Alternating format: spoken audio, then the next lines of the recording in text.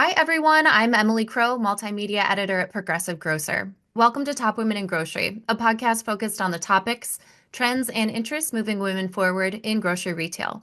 We're spotlighting extraordinary women in the grocery industry who have had successful careers and interesting lives, and who are also making a positive impact in their workplaces and in their communities. I'm here today with Layla Kasha, Chief Marketing Officer at high growth, extreme value retailer Grocery Outlet. In her role, Layla oversees the company's overall brand strategy, as well as the success of new stores and emerging markets across more than 520 locations nationally. With more than 20 years of experience, she's led 4 major rebrands and played a vital role in 2 initial public offerings. Layla, thank you for joining us. Thanks for having me. I'm excited to be here. Great. Well, to start, tell me a bit about your career journey and how you landed in your current role with Grocery Outlet. It's funny. I always tell people, a lot of people like at 5 years old or at 10 years old, they knew exactly what they were going to do. And it's like a very straight line. And it's like from A to B and it's perfect. Mine's more like a weird, like zigzaggy, lots of different careers before I ended up in marketing and definitely before I ended up in grocery. But I am an immigrant's kid, so I'm first generation. My dad came from the Middle East, and he at some point started a business. And so when I was very young, I would go to the store, I would dust shelves. So it was kind of like a deli and a grocery and that kind of store. And so I did that. My favorite job there was to count the money. So my dad would put the daily receipts in the brown bag and he'd put it on the top of the fridge. And then I'd get up at 7 years old and I'd pull the step ladder over and I'd climb up there and I'd face all the money and I'd count it all and I'd make out the deposit slip. It was like my favorite job. And so I started out working and being an entrepreneur very early on. And I credit a lot of that to my dad because he gave me a chance and taught me things that, you don't normally learn. And in the Middle Eastern culture, definitely not for the girl. So my dad sacrificed a lot to make sure that I got to get opportunities and things like that. And so I started out working in restaurants in the operations and then in the training side. In early days, I was like on the road and I would just open franchises for different companies. And so I would go on the road and I would meet lots of people and hire lots of people and train lots of people. And eventually the on the road got difficult. And I started kind of thinking, okay, this is a lot, but I think I could do my own business. And so I started a restaurant and I was an entrepreneur. And in that process, I realized that like the most important part of the building and part of what you do is marketing. Mm, Because you can build the best restaurant, you can have the best menu and the best food and the best service, but if nobody knows you're there, you're not going to succeed. right. And so I learned a lot about marketing doing that. And eventually decided, man, I really like to market, but I don't really like anything else in this business. I'm really tired. I did it for 7 years and decided we were going to sell and went and chased trying to get a marketing job without a Yeah. professional marketing training school, like, all of that. And so that was really hard. It was hard to get people to give you Yeah. a chance. Um, but I worked so hard every time I got the little chance, I got a little foot in the door. I would just really hustle. And I credit a lot of the women in my life that I've known for a very long time for helping me with that. So, as an example, I went to my 10-year, no, it was my 20-year. It's my 20-year high school reunion. And I bumped into a friend of mine that I knew 20 years before and hadn't really stayed in touch with. He's like, I'm old, so Facebook and all of those things were not a thing. So when you went to different schools, that was kind of it. And we connected again, and she owned a media buying company. And we met afterwards for lunch, and she's like, well, what are you looking to do? And I said, well, I really, really want to get into marketing. And I really love it. And I think I could really do some good. And she said, well, one of my clients is looking for a senior manager of marketing. I can get your resume in front of her, but I can't promise you anything else, but I can get your resume there. And so she did.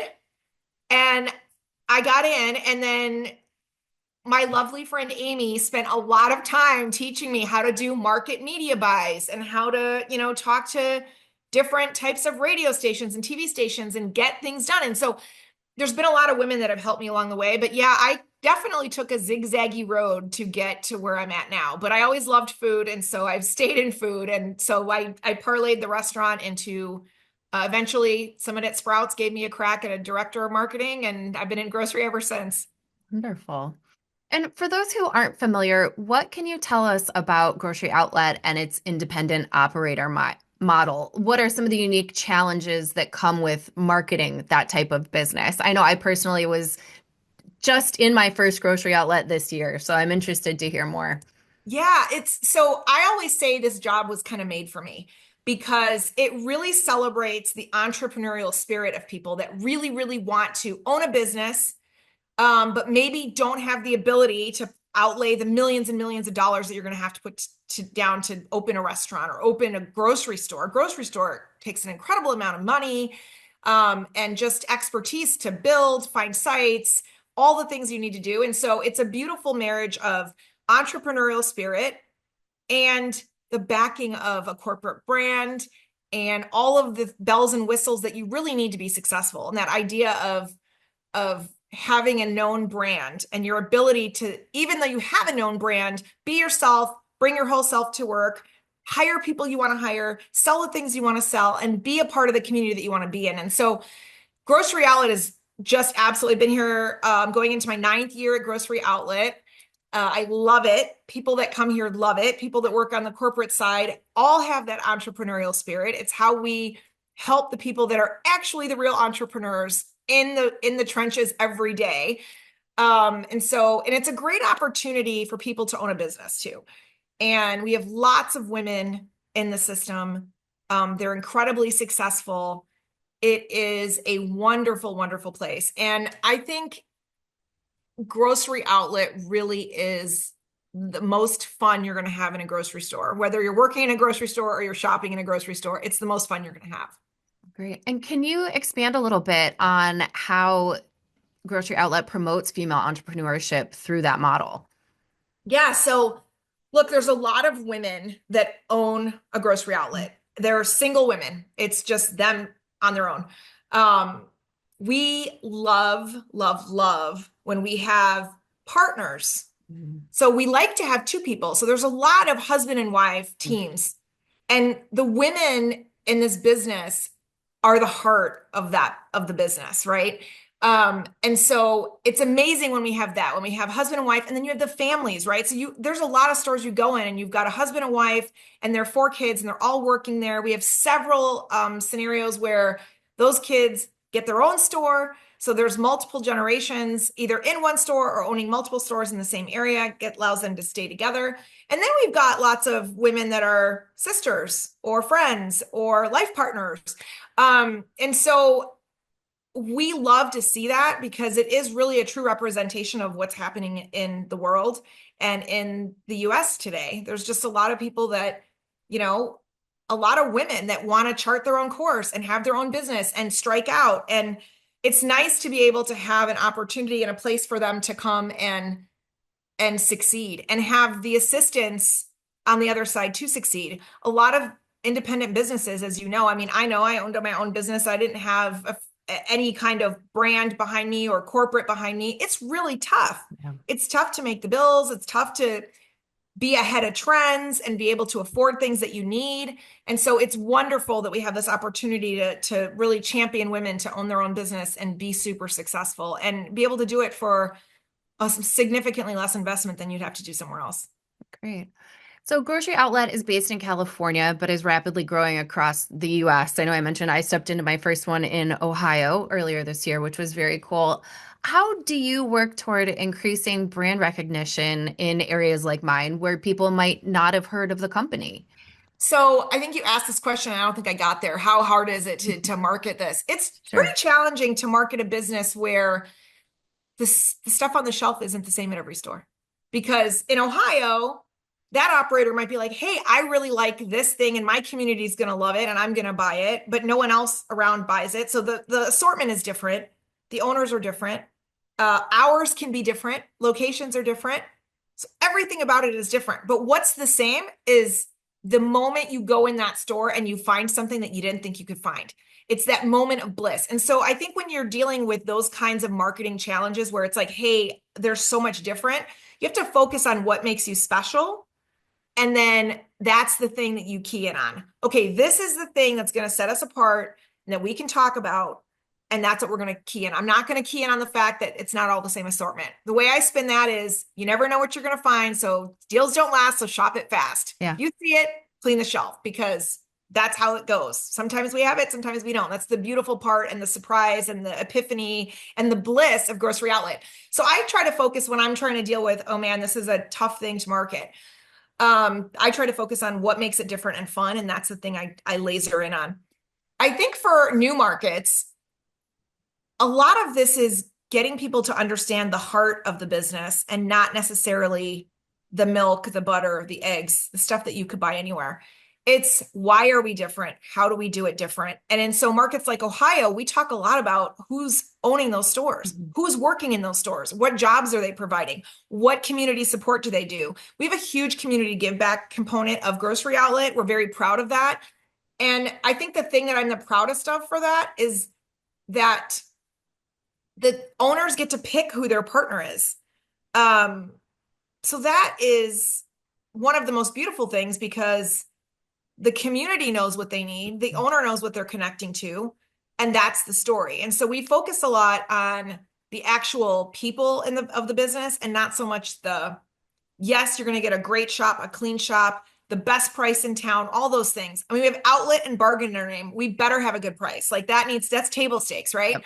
But what you get that you don't think you're going to get is the friendly service, the heart of the people that work there, how proud they are of their business, and the unique way that they position their business when they're in it every day. Like you don't get that from a lot of other chains. Yeah. And not just grocery, but anywhere. Yeah. Speaking of, you've worked in different segments of the grocery industry over the years and restaurant, like you said. So I'm curious, what are some of the best marketing and communications lessons you've taken with you throughout the years? I think the most important lesson in general I've taken, and then this is my dad, you got to fail a lot and you fail fast and you fail forward. But the really cool stuff happens when you fall on your face. And I speak a lot to women's groups and I always say, hi, my name is Layla and I'm a complete and total failure. I'm a professional failure. I do it a lot. I've gotten really good at it. Uh-huh. I do think that women struggle failing. Yeah. I think we feel like we're always like, man, I got to do this. I got to do this. I got to do this. I got to do this. And I can't let anything slip. I can't make a mistake.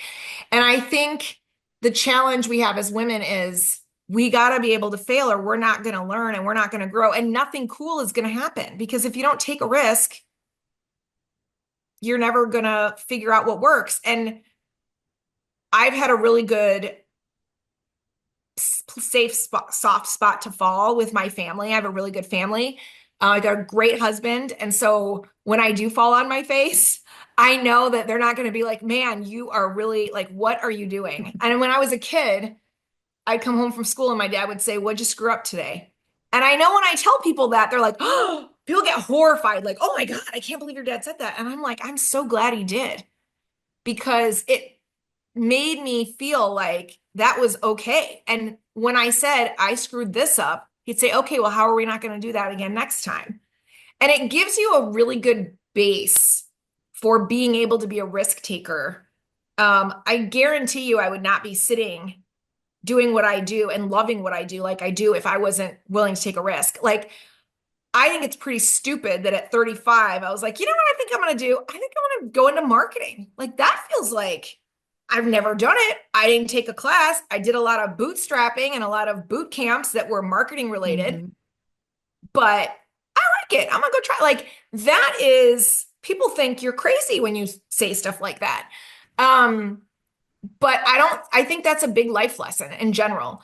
I think marketing wise, my marketing lesson would be for people, you're not the customer. Maybe you are, but most of the time you're not. And I think you need to be really, really savvy in that. And oftentimes when I talk to people, they're like, well, I've never seen an ad for whatever, grocery outlet.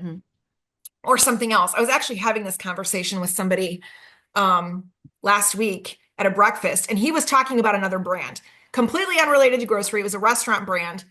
And he was saying, well, Layla, I don't think they're doing a good job marketing because I've never seen their ads. And I said, Bob, you're 82 years old. You are not the demo. They're not Hmm. trying to find you. You should be saying, I think it's really smart. They're being super effective with their money because I don't see the ad. You're not looking for an $8 salad, Bob. And he was like, oh, I never Hmm. thought of that. Yeah, I think it's smart to really, you have to keep always in the top of your mind, who is my customer? And it's not about what you like or the really hard part. It's not about what the CEO likes or what the other business partners like. It's what your customer is going to respond to. And sometimes one of the hardest things you have to say is in the boardroom, hey guys, it's not about you. It's not, I'm not talking to you. Does right. anyone at this table do their own grocery shopping every week? You might get one or two hands. Sure. I do mine, but you generally aren't going to get a lot of people that are sitting in any kind of high-end position where they're like, yes, I'm out every week doing my grocery shopping. I'm trying to hit the people that I know love grocery outlet, want to have this experience, are doing their daily shop. And sometimes that's not who is sitting in the room with you. And you have to remind, and sometimes it's not you. And that's okay. You just got to have to keep the customer in mind and that's hard. Yeah.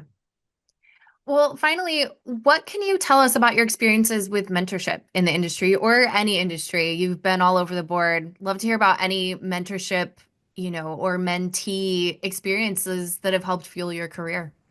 I credit a lot of my success to women. Um, Women that have pulled me up, women that have brought me back down to earth, women that have taught me things.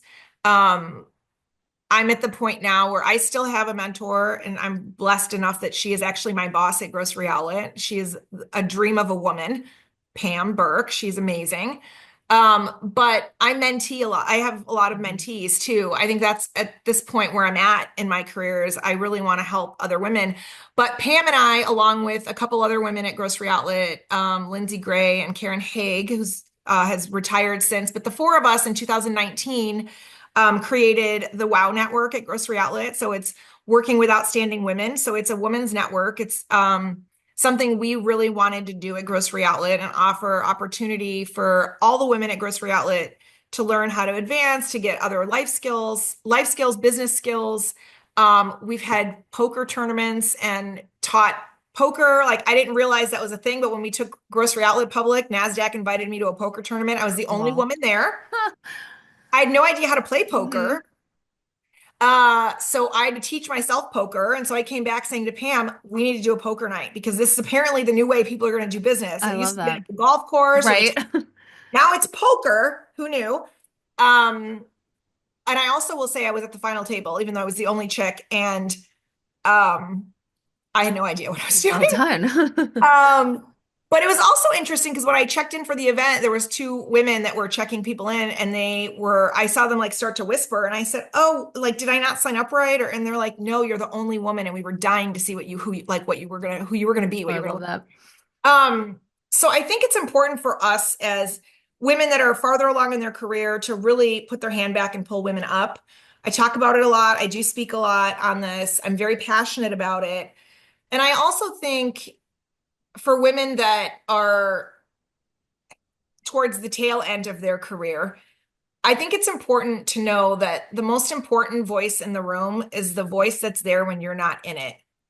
And I say that because I think when we're in the boardroom and we're in executive meetings, it's really important to be the voice for the people that aren't in that room yet, but want to get in that room. And I think it's so critical and I think it's undervalued.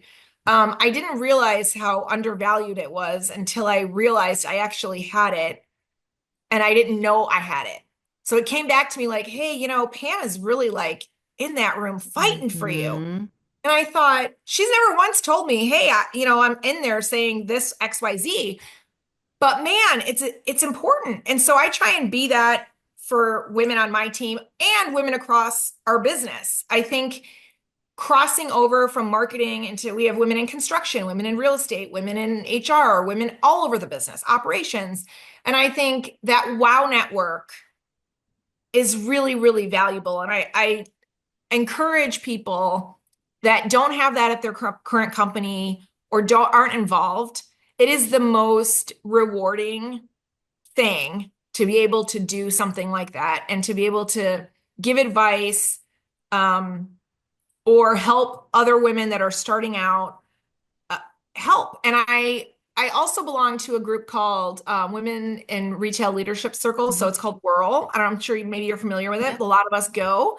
Summit is next week. Very excited for that. And that's another network where you get to, if you're looking for a mentor, there's a lot of us there that love to sit down and just have a lunch with you or a coffee with you at that and give you tips. And it's rewarding. Every year I go back and someone will say, "Hey, I got promoted. Thanks for the advice. Thanks for the coffee," or whatever.